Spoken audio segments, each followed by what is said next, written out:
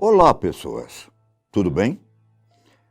Vocês já ouviram falar na facção criminosa Comando Vermelho? E em José Carlos dos Reis Ensina? Esse caso é incrível. Pois bem, eu sou o Bira, para quem não me conhece.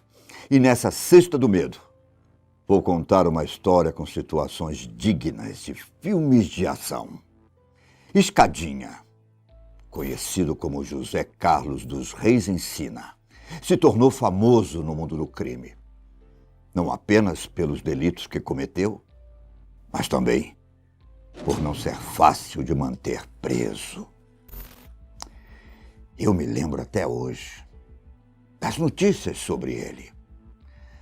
Para vocês terem uma noção, Escadinha não fugiu de carro, moto ou por um túnel da prisão. Ele foi pelo ar. Olha isso. Quando pequeno, um erro no corte de cabelo fez a parte da frente parecer com degraus. O que motivou os amigos dele a criarem um apelido marcante. Nascido no Rio de Janeiro, em 1956, Escadinha começou o envolvimento com o tráfico desde muito novo, aos 16 anos. Época em que os atos de roubo, furtos e uso de drogas ilícitas já faziam parte da rotina dele. Só que não foram esses atos rotineiros que deram fama a ele. O Escadinha, ao lado do irmão Paulo César dos Reis Ensina, conhecido como Paulo Maluco, é conhecido por ser um dos fundadores da organização Comando Vermelho. Mas o grupo não era conhecido assim naqueles tempos. Estamos falando da década de 1970, quando o tráfico de drogas não tinha as proporções e o combate que conhecemos. O cenário mudou quando nomes como Pablo Escobar entraram no jogo e o contrabando tomou proporções internacionais. Foi assim que surgiu a Falange Vermelha, como era conhecida nos primórdios, uma organização para que os membros se protegessem e se ajudassem quando fossem presos, seja avisando sobre a situação, com o comércio e até mesmo na busca pelos direitos, quando estivessem na cadeia. Foi o momento que surgiu não apenas a facção de Escadinha, mas outras também. Uma forma de criar relações com outros membros da comunidade, outras pessoas na prisão e até com os policiais. Por mais surpreendente que possa ser, a primeira prisão de Escadinha não teve relação com o tráfico. Era 1974 e ele tinha 19 anos. Enquanto andava pelo bairro da Piedade, Escadinha foi autuado em flagrante por policiais, após encontrarem uma arma na cintura dele. Existe ainda uma outra versão da história que afirma que foram os policiais que plantaram a arma. Libertado após pagar uma multa na delegacia, ele só seria preso por tráfico 2 anos mais tarde, lá no Morro do Juramento. A partir daquele momento, a vida de Escadinha se tornou uma espiral de viagens para a cadeia. Até o primeiro ato cinematográfico de fuga, ele foi preso mais 2 vezes. Uma em 1980, por formação de quadrilha, porte de armas e tráfico de drogas, sendo solto não muito tempo depois. E outra vez, em 1981, somente por porte de arma. Como você deve imaginar, ele foi liberado novamente. Só que, em 1982, após ir para a prisão por assalto e tráfico, Escadinha voltaria a sair pela porta da frente, em Ilha Grande. Mas não como você pensa. De alguma forma, ele adquiriu um uniforme de policial militar e deixou um boneco dentro da cela para pensarem que fosse ele, Conseguindo se passar por um oficial, ele saiu sem levantar suspeitas. Outras versões dizem ainda que não foi tão fácil e ele teve que pular o muro do lugar para pegar um bote e voltar para casa. Mesmo assim, esse ato é um bom exemplo de como Escadinha era dissimulado. Como ele já era conhecido, tanto pela comunidade do Morro do Juramento, quanto pela polícia, não demorou muito para que fosse encontrado e levado de volta para a prisão. Entre acusações de assaltos, tráfico e assassinato, o espaço de tempo em que Escadinha ficou livre o tornou o traficante mais procurado pela polícia do Rio. Eventualmente, ele acabou sendo preso no Morro do Jacarezinho, em 1985. É dito que Escadinha não resistiu à prisão, pois ele alegava que precisava de um pouco de descanso. Como forma de demonstrar que estava no comando da situação, ele disse para os jornalistas que fugiria mais uma vez da prisão. Haja audácia, não é? Escadinha foi levado para a prisão de Água Santa, nesse primeiro momento, local onde realizou uma greve de fome em conjunto com a então Falange Vermelha, como forma de protestar contra as péssimas condições de presídio. Imagino eu que tudo fazia parte de um plano maior, elaborado para o que viria a seguir. Após acabar indo para o hospital, ele foi transferido para Ilha Grande, como queria, desde o início. Escadinha, basicamente, tomou conta do lugar. Olha que maluco.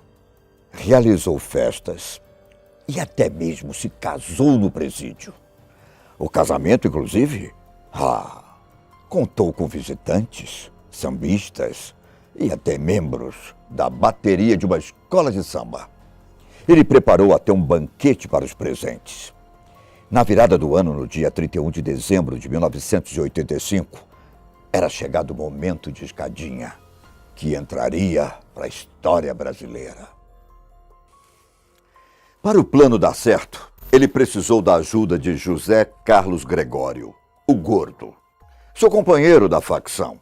Como era dia de visitas, alguns detentos estavam com as próprias famílias, todos celebrando o Réveillon, que aconteceria mais tarde. Até que um helicóptero começou a se aproximar e pousou no meio do pátio da penitenciária, com o piloto sendo forçado por Gordo a agir. E aqui eu abro um parênteses.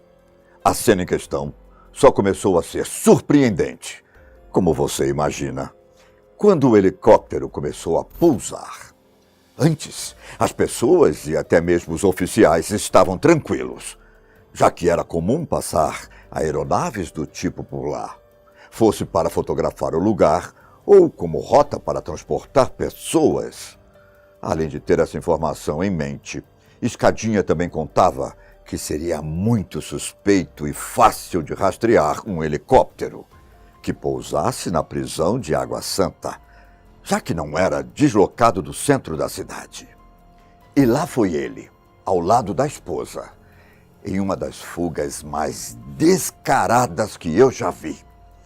As pessoas que ficaram no presídio, muitos integrantes da organização, celebraram euforicamente a ida de Escadinha, quase como se o herói deles finalmente estivesse liberto. Sem reféns, sem barganha e sem acordos. Escadinha subiu no helicóptero e foi embora dali. No dia seguinte, sabendo que estava sendo procurado, e bom, sem medo nenhum disso, ele até passou na comunidade onde a mãe morava para desejar Feliz Ano Novo a ela. Vale lembrar que ele tinha uma regra absoluta. Não era permitido assediar ou agredir as mulheres da comunidade, pois, caso fosse feito, haveria uma punição. E não apenas isso, crianças não eram permitidas no crime, apenas pessoas mais velhas. Por ser um cara que ia contra o estereótipo de traficante, ele acabou se tornando muito popular na região. Existem até histórias de que ele foi o responsável por levar energia para pontos da comunidade em que a prefeitura não tinha levado. Mas o momento de foragido dele não durou muito tempo. Como eu disse, Escadinha era um dos criminosos mais procurados do Rio. E a cara dele era bastante conhecida. Ele ficou 80 dias livre. Em março de 1986, ele se viu em um cerco da polícia, lá no Morro do Juramento. Os oficiais chegaram de helicóptero, só que o pessoal da comunidade tinha uma surpresa, digamos assim. Eu não sei os detalhes, mas eles possuíam uma arma forte o suficiente para derrubar a aeronave. E assim foi feito. 4 policiais morreram com a queda. E 3 tiros acertaram Escadinha, que foi detido e precisou ser levado direto para o hospital. E você acha que ele deixaria barato? Não. Escadinha planejou outra fuga, dessa vez do presídio Frei Caneca, e novamente por helicóptero. Ele contou com a ajuda de 2 homens que estavam fora da penitenciária, os quais se passaram por fotógrafos. Arranjaram um helicóptero e deram a desculpa de que queriam apenas fotografar o local. Próximo do presídio, o piloto foi rendido e obrigado a ajudar no resgate de Escadinha, do Gordo e de mais um comparsa. A cena a seguir foi digna dos Bad Boys. Escadinha e Gordo conseguiram entrar na aeronave, mas o outro comparsa acabou ficando pendurado pelo helicóptero, visto que o piloto teve que alçar voo rapidamente, porque os policiais começaram a atirar. Tiros que conseguiram derrubar o helicóptero, causando as mortes dos companheiros, que se passaram por fotógrafos do piloto e do cara que estava pendurado. Esse último, inclusive, acabou caindo de uma altura de 10 metros. E adivinha quem sobreviveu? Escadinha e Gordo. Foi um momento de virada para ele, que começou a se afastar do comando da facção e procurar outros trabalhos. Escadinha chegou a fazer música de rap enquanto estava preso em regime fechado. Condição que, entre uma e outra fuga, ficou durante 25 anos. Letras que falavam sobre a própria vida, as prisões e até mesmo as fugas dele. Depois de anos preso, Escadinha conseguiu a progressão de regime e passou a sair da cadeia às 6 horas da manhã e retornar às 18 horas. Período em que ele chegou a trabalhar como taxista até os últimos dias de sua vida. Em 2004, com 48 anos, o carro dele acabou sendo confundido com outro e Escadinha foi baleado com 2 tiros no rosto, morrendo no local. No carro também estava Luciano da Silva Vanderlei, que havia saído do presídio para trabalhar. Alguns acreditam que não houve confusão nenhuma nessa abordagem e que a morte de Escadinha havia sido encomendada há tempos. Essa história faz parte de minha vida de detetive. Pois foi aí que deixei o trabalho junto ao governo e comecei a ser detetive particular. E você? Conhecia essa figura? Deixe nos comentários. Curta o vídeo. E assine o canal.